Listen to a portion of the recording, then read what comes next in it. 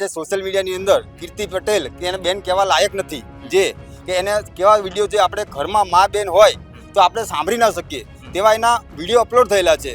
કીર્તિ પટેલ એવું કહે છે કે પોલીસવાળા સાથે, બરોબર, તો પોલીસવાળાને ન્યૂઝવાળાને જવું જોઈએ તેને, તો કીર્તિ પટેલ જ કેમ ગઈ ને એને જ કેમ વિડીયો અપલોડ કર્યો?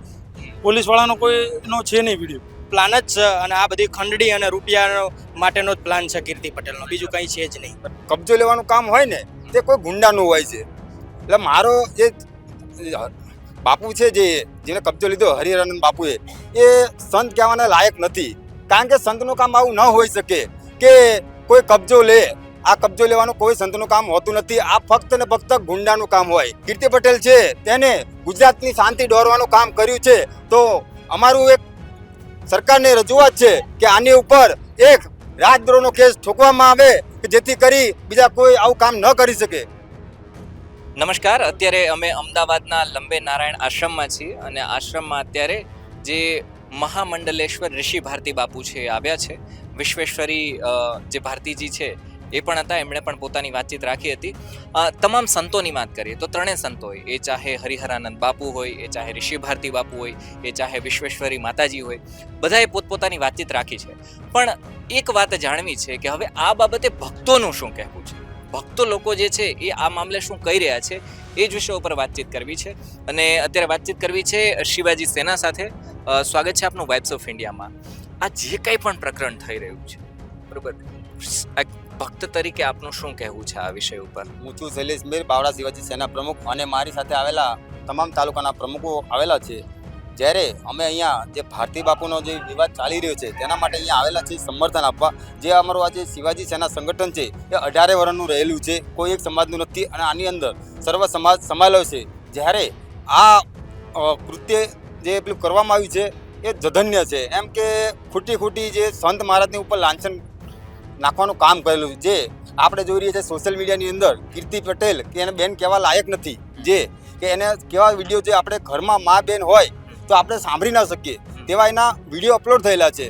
તો આ જે પેલા હરિહરાનંદ બાપુ એ એમને કઈ રીતે બોલાયા, આ એક ખાલી ષડયંત્ર છે કે આવું. તમારું આના પર શું કહેવું છે? કઈ રીતના કીર્તિ પટેલ ત્યાં પહોંચી ગયા છે અચાનક એક જ સમયે? મને તો એવું લાગે છે કે જો આ જે કબજો લેવાનું કામ હોય ને તે કોઈ ગુંડાનું હોય છે. એટલે મારો જે બાપુ છે જેને કબજો લીધો હરિહરાનંદ બાપુએ, એ સંત કહેવાના લાયક નથી.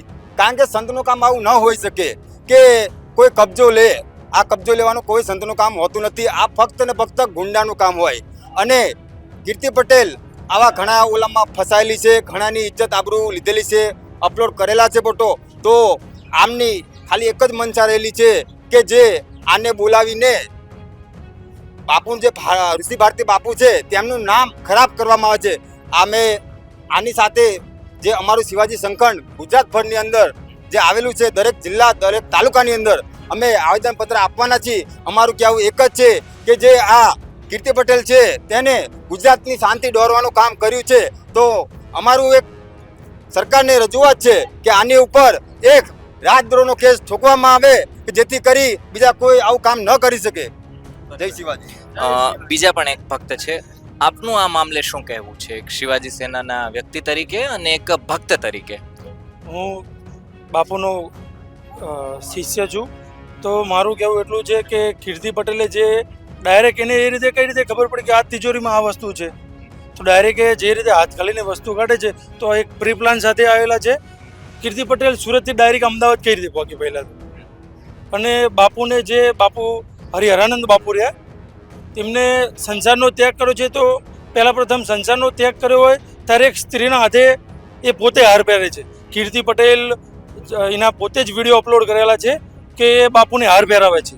તો તેના પરથી એવું ખબર પડે છે કે બાપુ અને કીર્તિ પટેલ આ શું છે. એ કીર્તિ પટેલ એવું કહેવા માગે છે કે હું શિષ્ય છું. તો શિષ્ય હોય તો બાપુના તો કેટલાય લેડીઝ શિષ્ય છે, તો લેડીઝને કોઈ દિવસ બાપુને એ રીતે હાર ના પહેરાવો. તો એના ઉપર પણ થોડું ધ્યાન આપવું જોઈએ. અચ્છા, આપ શિષ્ય છો એવી રીતના આપણે વાત રાખી, તો એ જે રૂમમાં કીર્તિ પટેલ ગયા હતા એ ઋષિ ભારતી બાપુનો છે? ના, એ રૂમ તો ઋષિ ભારતી બાપુનો છે નહીં, અને એમનો રૂમ બીજો છે. તો પહેલાં કીર્તિ પટેલ એવું કહે છે કે પોલીસવાળા સાથે, બરોબર, તો પોલીસવાળાને ન્યૂઝવાળાને જો જવું જોઈએ તેને, તો કીર્તિ પટેલ જ કેમ ગઈ ને એને જ કેમ વિડીયો અપલોડ કર્યો? ન્યૂઝમાં કેમ કોઈને ના બોલાયા? અને પોલીસવાળા હતા તો પોલીસવાળા જે સ્ટાફ હતો એમનો પણ વિડીયો સાથે અપલોડ કરવો જોઈએ ને. પોલીસવાળાનો કોઈનો છે નહીં વિડીયો. તમારું શું માનવું છે? કીર્તિ પટેલ છે લાઈક, ફોલો, સબસ્ક્રાઇબ એના માટે ત્યાં આવેલા હતા, બદનામ કરવા માટે આવેલા હતા, કે તમારું શું કહેવું છે?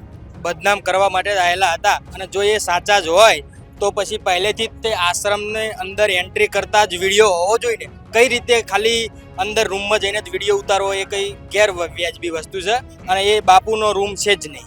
એટલે આ બધી પ્રી પ્લાન વસ્તુઓ છે, બધી કરવામાં આવી હતી. એમનો પ્લાન જ છે, અને આ બધી ખંડડી અને રૂપિયા માટેનો જ પ્લાન છે કીર્તિ પટેલનો, બીજું કંઈ છે જ નહીં.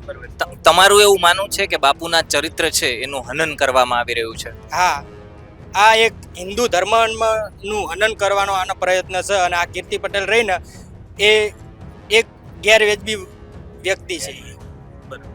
અને ઘણા બધા લોકો અને ઘણા બધાને પૈસા બાબતે આ રીતના વિડીયો બનાવેલા છે, બીજું કંઈ છે જ નહીં.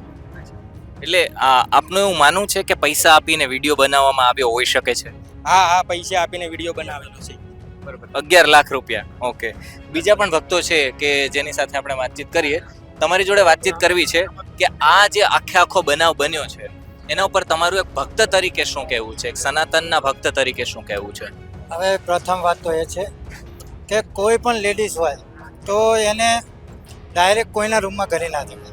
એ પોતે પણ એક લેડીઝ છે, અને એક લેડીઝની વ્યાખ્યા એક લેડીઝ જ પોતે સમજતી હોય તો એને કુદરતી જે વસ્તુ આવતી હોય તે તો એને આવવાની જ છે. તો એ કઈ રીતે કહી શકે છે કે આ રૂમ રહ્યો એ ઋષિ ભારતી બાપુનો જ છે? એ કઈ રીતે કીર્તિ પટેલ પોતે આક્ષેપ લગાવી શકે છે? અને હા, કીર્તિ પટેલ ઉપર ઘણા બધા એવા કેસો છે જે આપણે સોશિયલ મીડિયાની અંદર આપણે જોઈ શકીએ છીએ, છતાં પણ એ ડાયરેક્ટ અહીં આવી અને આક્ષેપો બાપુ ઉપર લગાવી રહ્યા છે. હરિહરાનંદ બાપુ આવ્યા અને સરખેજના ભારતીય આશ્રમનો કબજો લીધો, આ આખો બનાવ થયો, એમાં આપનું ભક્ત તરીકે શું કહેવું છે? આવું થવું જોઈએ, ન થવું જોઈએ, આપનું શું માનવું છે?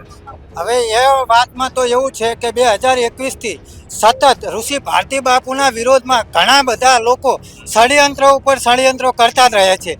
માત્ર ઋષિ ભારતી બાપુને બદનામ કરવાના આ કાવતરા છે, જેની અંદર અમે સમસ્ત કોળી સમાજ અથવા દરબાર સમાજ, ક્ષત્રિય સમાજ, તમામ લોકો 18 વરણ અમે ઋષિ ભારતી બાપુના સપોર્ટની અંદર છે. કારણ કે આ જે કોઈ વસ્તુ રહી એ માત્ર પ્રોપર્ટીને હડપવા માટેની વસ્તુ છે. જો ઋષિ ભારતી બાપુ અહીંથી નીકળી જાય તો લગભગ 600 કરોડની પ્રોપર્ટી એવી છે કે જે એમના કબજાની અંદર જતી રહે. એટલે માત્ર આ ઋષિ ભારતી બાપુને બદનામ કરવાના કાવતરા થઈ રહ્યા છે. અમુક ટીવી ચેનલમાં અને મીડિયામાં એવું ચાલી રહ્યું છે, એ મુજબ હું વાતચીત કરું છું, જે ચાલી રહ્યું છે એ મુજબ કે ઠાકરડો કઈ રીતના ત્યાં બેસી જાય એ સહન નથી થઈ રહ્યું. આ વાત કેટલી સાચી છે? આપનું શું કહેવું છે? આ વાત 100% સાચી છે કે કોળી સમાજનો વ્યક્તિ ત્યાં બેઠો છે, એ અમુક લોકોને આ સહન નથી થતું, અને માત્ર આ કોળી સમાજના વ્યક્તિને બદનામ કરવાના આ કાવતરા થઈ રહ્યા છે. સરખેજના એક મેનેજર પણ છે, રામદાન ગઢવી, બરોબર, એમણે બાપુ ઉપર આક્ષેપ લગાવ્યા છે. તો એક ભક્ત તરીકે આપનું શું કહેવું છે એમના જે આક્ષેપો લગાવ્યા છે એના ઉપર? હવે જે આક્ષેપો રામદાન ગઢવીએ લગાવેલા છે, હવે એ પોતે જ પેપર કાનની અંદર સડવાયેલ વ્યક્તિ છે. શું વાત કરો? હા, પોતે જ આરોપી છે, તો એ બીજા ઉપર કઈ રીતે આરોપ લગાવી શકે? તમે પોતે આરોપી હોય તો તમે પોતે મારી પર બીજો કોઈ પણ આરોપ લગાવી શકો? તમે એક વિચાર કરો.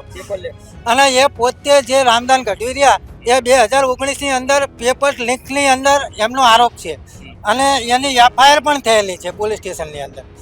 તો એ કઈ રીતે આની અંદર પોતે થોડા નિર્દોષ છે તે બીજાને આરોપની અંદર સડવામાં માંગે છે? અને ઘણા વિદ્યાર્થીઓનું ભવિષ્ય પણ બગાડ્યું છે એમને. અમારા ભાઈ ભક્તોને એવું કહેવાય એમની જગ્યા પાછી સોંપવામાં આવે. એટલે ઋષિ ભારતી બાપુને સરખેજનો આશ્રમ ફરીથી સોંપી દેવામાં આવે એવું ભક્તોનું કહેવું છે.